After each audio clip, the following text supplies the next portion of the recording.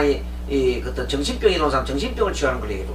전천후의 부처님은 이 의사이시요 또 위대한 의사기도 하고 위대한 상담가기도 합니다.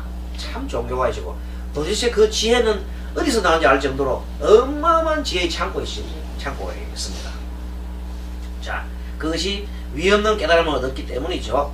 위 없는 깨달음을 여신 후에 49년간 84,000 교법을 살아했습니다. 이는 인간이 가지고 있는 번뇌가 84,000가지이기에 번뇌를 씻어주기 위해 서가모니 부처님이 이 많은 법문을 살아신 것이다. 이건 이해되지요? 네, 그래서 결국은 그 줄 끊으세요. 불경은 부처님의 가르침을 담은 불교 경전을 통틀어 말합니다. 그 다음에 두 번째 보세요. 줄 끊으세요. 이 경전에는 서가모니 부처님이 수많은 사람들을 교화한 사례를 할 수 있습니다. 그렇죠? 그래서 경전은 서가모니 부처님이 수많은 사람들을 교화한 사례다. 그러니까 우리가 그 교화한 사례를 배우고 익혀서 우리도 많은 사람들한테 우리 스스로도 이렇게 깨닫고 그 다음에 해탈하고 그리고 많은 사람들한테 이 법을 알려주자 이렇게 하는 겁니다. 또한 이 교화의 내용이 세속을 멀리하는 채 심오한 도의 세계만을 참고하는 것이 아니요 우리의 일상 속에서 일어나는 고통과 고민의 내용을 다루고 있습니다. 그래서 부처님은 교화에서 요즘 말하면 상담이에요. 상담에서 먼저 1번 도움을 청하는 내담자의 괴로움을 진술을 잘 파악을 하십니다. 첫째는 파악을 잘 하십니다. 이것을 보고 우리가 뭔가 근기를 파악한다. 그래, 근기. 그 사람의 근기를 파악하고 현재 처해 있는 상황을 부처님은 누구보다도 잘 아십니다. 자, 이거는 의사가 환자가 오면은 똑같지요. 환자가 오면 이 사람이 어떤 처한 상태가 고통에 있고 어떠한 원인인 걸 이제 아는 거다. 원인을 알아야 되겠죠. 그러면 의사의 경우에는 뭐 여러 가지 의료기구라든지 아니면은 뭐 그 어떤 병원 이런 그 병원 원인을 이렇게 체크하지요. 여러 가지 방법으로 뭐 사진을 찍어보기도 하고 또 여러 가지 약물 검사도 하고 피 검사도 하고 해서 병원 원인을 찾죠. 네, 그런 겁니다. 청진기도 돼보기도 하고 또 의사 선생님들은 저 환자의 말도 듣지요. 말을 잘 들어요. 첫째는 말을 잘 들어보고 그렇게 합니다. 마찬가지로 부처님께서도 그렇게 도움을 청하는 내담자의 괴로움을 진술을 잘 파가시고 내담자를 따뜻하게 위로하며 마음을 열게 합니다. 일단은 부처님이 너무 경직되어 있고 그 다음에 권위주의가 하면 그 다가가는 사람은 말 못하지요. 얼마나 뭐 부처님이 높으신 분인데 하면서 말을 못하고 근데 그렇지 않고 말을 아주 그다음 편한 마음으로 하니까 누구나 가서 부처님한테 가서 막 자기 속에 있는 얘기 다 하는 거야. 어머니 아버지한테 가듯이 하듯이 친아버지한테 하듯이. 자, 그렇게 내담자를 따뜻하게 위로하며 마음을 열게 합니다. 그리고 그리하여 내담자의 괴로움을 해결하는데 초점을 맞추어 상담을 딱 진행을 합니다. 그리고 두 번째는 그 괴로움의 원인이 자신의 지나친 욕망이죠. 여기 지나친 욕망, 가래, 탐욕, 집착에 있다는 것을 알려줍니다. 자, 그 욕망이 원인이 뭐냐면 자신의 지나친 욕망이나 또는 집착한 마음이라는 등 이런 번뇌의 마음에서 일어난 것을 일깨워줍니다. 자, 욕망이나 집착하는 것을 다 번뇌라고 합니다. 또 심지어는 그런 욕망과 번뇌, 집착하는 마음에 있는 게 아니라 썩냄도 있죠. 여러분 썩내면 얼마나 괴롭습니까? 썩내는 거 말도 뭐예요. 화가 막 치밀어 오는 거. 그것도 큰 문제지요. 그 고통이지요. 그 고통도 그런 마음에서 벗어날 수 있는 길을 이렇게 일깨워주는 겁니다. 그리고 그 다음에는 궁극적으로는 아예 그 번뇌를 벗어나는 길도 제시했습니다. 그래서 우리 서가모니 부처님은 깨달음을 여신 후 49년간 무한한 자비로 또 다양한 내담자를 만나가지고 때와 장소를 가리지 않습니다. 부처님은 길 가다가도 바로 정문적다고 합니다. 길 걸어 가시다가도 또 탁발하러 가다가도 그렇지. 뭐 당연히 또 다른 집에 우리 불자님들 집에 방문을 해서도 마찬가지고 부처님이 처소에서도 그렇고 어디에서나 부처님께서는 심지어는 부처님 마지막에 돌아가실 때 있잖아요. 부처님께서 마지막에 이제 사라서 쌍수 나무 밑에서 이렇게 오른쪽으로 이렇게 팔을 메고 누우셔갖고 이렇게 이제 돌아가시려고 준비를 하고 있는데, 그때 숨을 헐떡거리면서 마지막 숨을 거두려고 그래요. 근데 그 지역에 사는 나이가 100살이 가까운 나이 노인이 나와가지고 부처님한테, 부처님 저에게 마지막 법문을 좀 주십시오 이렇게 하잖아.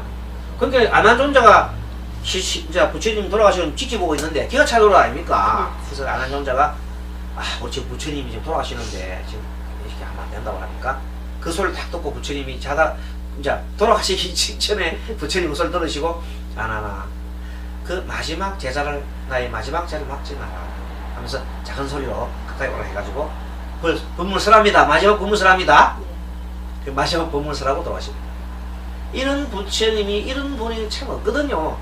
전 세계적으로 아무리 위대한 예수님이나 또는 뭐 그런 분들, 또 모두 소크라테스라든지 공자라든지 이런 분들, 또 세대 상인도 부처님 말하는 사람 없습니다. 정말로 대성가십니다. 그래서 우리는 그 부처님의 때와 장소를 가져 죽음의 순간까지도 부처님 법을 전해줬다 이 말입니다. 그리고 무수한 기법, 참 다양한 지혜, 이 무수한 기법을 우리가 방편이라고 그래요. 방편, 많은 방편법들을 가지고 또 일상적인 생활 속에서 인간 삶에 대한 근원적인 문제까지, 일상적인 삶, 아주 간단한 아까 그 살 빼는 거 있죠? 살 빼는 것부터, 그 다음에 나라가, 국가끼리 전쟁이 벌어진 일촉즉발의 전쟁의 위기에 부처님 중간에 딱 들어갔어요. 어떤 거냐면, 부처님 당시에 강일에 있는데, 이 강을 중심으로 해서 강 북쪽에 있는 나라와 강 아래쪽에 나라가 있겠죠? 강 북쪽에 있는 나라와 강 아래쪽에 있는 나라가 있는데, 강이 아주 길게 고 있잖아요. 그러면 비가 많이 와서 물이 충분하면 짬 안 하는데, 물이 바짝 마르면 강에 있는 사람들이 아래 사람한테 물 안 주려고 그러죠. 자기도 물 꼈다고. 이 막으면 어떻게 되겠어요? 밑에 사람들이 다 죽겠죠. 그러니까 이팡사파 죽기 살기로 싸우려 하겠죠. 그러니까 이렇게 양쪽에서 이제 서로가 농민들끼리 싸우니까, 농민들이 싸워서 관에 가서 도굴 하니까 관에 가니까 군인들이 왔지요. 그래서 전쟁하려고 지금 쳐들어주가. 전쟁하면 다 죽죠. 다 죽는단 말이에요. 그래서 그때 부처님이 다 나타나 오십니다. 지금 현재 양쪽 사람들이 전부 다 어떻게 되겠어요? 저 나쁜 놈이라고 그러죠. 서로 저 나쁜 놈이 죽일 놈이라고 하고 있죠. 지금 죽이려고 다 전쟁 준비하려고 뭐 일촉즉발의 위기에서 이때 부처님 나타나셔가지고 양 국왕을 같이 불러요. 한 자리에 모아요. 국왕을 모아놓고 부처님이, 그 당시 부처님이 워낙 이제 훌륭하시 보니까 국왕들도 부처님 안 들어요. 중재를 합니다. 가서 먼저 무슨 왕들한테 묻습니다. 대왕이시여, 사람이 중요합니까? 물이 중요합니까? 물었어요. 그게 사람이 중요하죠. 그렇다. 물도 사람 먹이려고 있는 거 아니냐. 그렇다면 이 전쟁을 하게 되면 둘 다 죽게 되지 않냐. 그렇죠? 그러면 그 어리석자 사람을 구하려고 해놔놓고 사람 죽이는 일이지 않냐고. 그때서 정신을 딱 차립니다. 그럼 어떻게 하면 되겠습니까? 그 서로 양보해라. 위에서도 조금 물 적지만은 좀 위로 내려주라. 밑에 사람들도 좀 적게 내려도 아껴 먹어라. 저기서 막아서 안 준다 하지 말고 서로 그렇게 이제 하고 나니까 얼마 있으니까 한 3개월 버티니까 하늘에서 비가 확 내려다. 다 살았지요? 네. 그러면 만약에 전쟁을 했더라면 3개월 안에 다 죽어버려요. 지금 이 세상도 마찬가지다. 그렇게 해서 정말로 우리는 부처님께서는 그래서 일상적인 생활 문제로부터 아주 근원적인 문제, 또 근원적인 문제가 있어요. 이런 문제가 있어요. 어떤 사람이 가가지고 부처님, 이 세상에 끝이 있습니까? 없습니까? 또 이 세상이 유한합니까? 무한합니까? 내가 죽고 나면 어떻게 됩니까? 계속 그런 걸 막 물어요. 그래 부처님이 싱긋이 웃으면서 이렇게 얘기합니다. 그래, 그 말에 대해서는 부처님 말씀을 안 하고 다 있으니까 자꾸만 왜 부처님이 내 답을 안 하시냐고 막 그런 거예요. 부처님이 말할 가치가 없거나 말해서 되지 않은 내용 답을 안 하십니다. 그냥 빈것이 웃기만 합니다. 그게 나중에 나 답답해가지고 이제 오늘 부처님이 말한 이 말씀 안 해주면 난 떠나려고 떠나보겠다고 이제 설명 안 돼, 설명도 안 되고 오퍼스 보고 이제 이런 것도 안 가르쳐주는데 왜 부처님이냐고 떠나려고 하고 있잖아요. 그때 부처님이 딱 불러가지고 이렇게 말씀하십니다. 자, 어떤 사람이 어떤 국왕이 예? 국왕이 지금 사냥터에 나갔다가 화살을 맞았다 하자. 그것도 독무동 화살. 여러분 독무동 화살에 묻으면 어떻게 돼요? 먼저 뭘 해야 돼요? 화살 뽑아야 되잖아요. 화살 뽑고 독을 빨아내야 되잖아요. 안 그러면 죽잖아요. 근데 그 국왕이 아스라 잠깐 멈춰라. 이 화살 쏜 사람이 누구며 왜 쐈으며 더구나 이 화살 속에 있는 독의 종류는 뭐며 무슨 경유를 해서 나를 쐈는지 그걸 알기 전까지는 나는 이 독 화살을 못 빼겠다 이러면 어떻게 되겠어요? 죽죠? 마찬가지로 그대가 지금 급한 것은 뭐냐면 너가 지금 현재 생로병사에서 벗어나는 게 중요하냐 아니냐 이게 생로병사에서 그죠? 하나의 내가 깨달음을 얻어서 그게 중요하지. 너가 지금 생각하는 망상 이 세상에 끝이 없는가 그런 건 아무런 도움이 안 된다. 일단은 나는 괴로움으로부터 벗어날 길을 찾아라. 알겠습니까?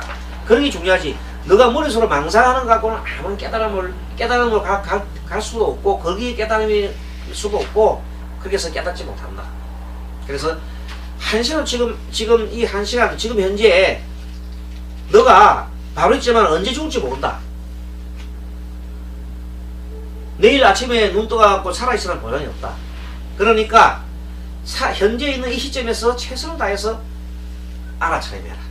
너 자신의 마음을 알아차림하고 너 마음이 어디 있는가를 알아차림하고 너 마음이 이제 어디로 왔다 갔다 하는지 이 마음의 형태가 어떻게 왔다는 건지 그 마음의 본성을 찾아라 하고 얘기합니다. 어떤 사람이 마음의 본성을 찾아간다고 마음의 본성이 있는 줄 알고 막 찾아보면 본성이 안 나오지요. 마음의 본성이 마음의 본성을 찾아도 마음 본성이 안 나와. 마음은 어떻게 일어나느냐면 우리 기초편에서 배웠습니다. 마음은 육권과 6가지 감각기관과 6가지 경계, 육경이 부딪혀서 육식이 일어나지요. 그래서 육식이 일어나는 거예요.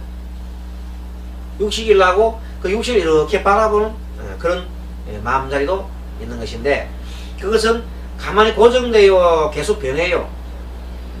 변하지요. 변하긴 변하지만 내가 집중할 때 당신은 그 한 마음이 딱 있어요. 내 볼 때 봐요. 요거 봐요.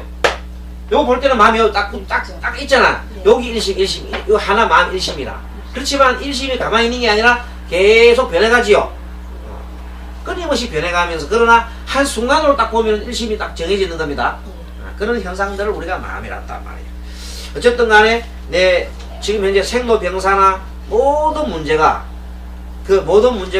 이 나중에 알고 보면 이 근본적인 번뇌로부터 벗어나지 못하기 때문에 일어나는 것이다. 말하자면 태어나고 싶은 욕망이 있는 한 태어나는 거지요. 태어나고 싶은 욕망이 있는 한 태어난다.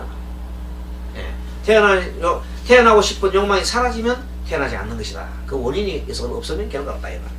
자, 이런 근본적인 근본적인 문제지요. 아까 일상적인 문제, 살 빼는 거 문제로부터 양국가 간에 전쟁을 막는 건 그런 일상적인 문제잖아요. 국가적인 문제. 그로부터 조금 전에 근본적인 문제, 해탈 문제 있잖아요. 이런 문제까지 상담을 해주며 또 부처님께서는 그 상담을 여러 번 하는 게 아니라 보통은 1회 상담으로 다 끝나버려요.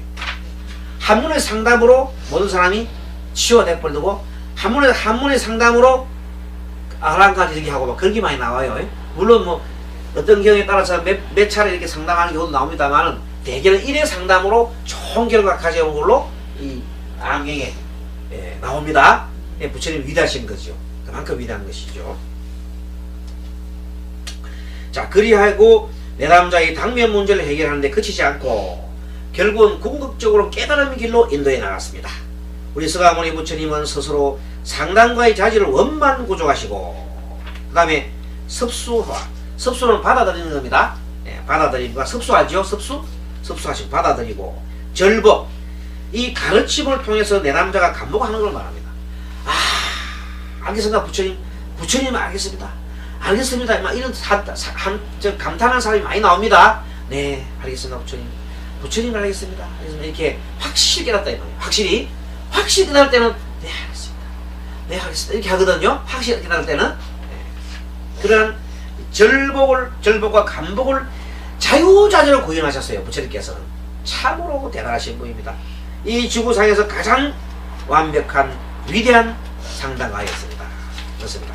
그래가지고 이제 앞으로 부처님의 상담법 개론을 크게 5가지로 나눠서 앞으로 보겠습니다. 어쨌든 자 개론에서는 강론은 구체적으로 이제 하나하나 직접적인 그 법을 배우는데 상담법을 배우는데 개론에서는 전체 거를 배우는데 일단은 우리가 부처님의 생애를 알아야 되겠죠. 네. 부처님 생애를 좀 공부를 해야 되겠습니다. 두 번째는 그럼 부처님이 깨달은 내용이 뭔가? 생애를 통해서 부처님 깨달았을 때 깨달은 내용이 뭔가?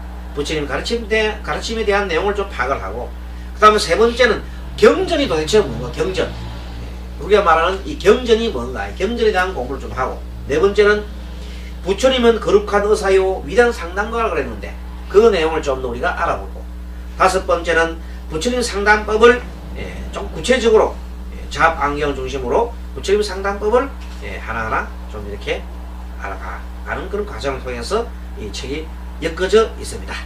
그리고 제2권 강론에서는 완전하게 이제 부처님 상담법을 하나하나 풀어가지고 어떤 절차별로 어떤 말씀을 하시고 또 어떻게 이런 걸 구체적으로 하는 그걸 할 겁니다만, 이 개론에서는 개론 정도만 알아도 상당히 부처님이 어떻게 상담하셨다고 또 우리도 많이 도움을 가질 수가 있습니다.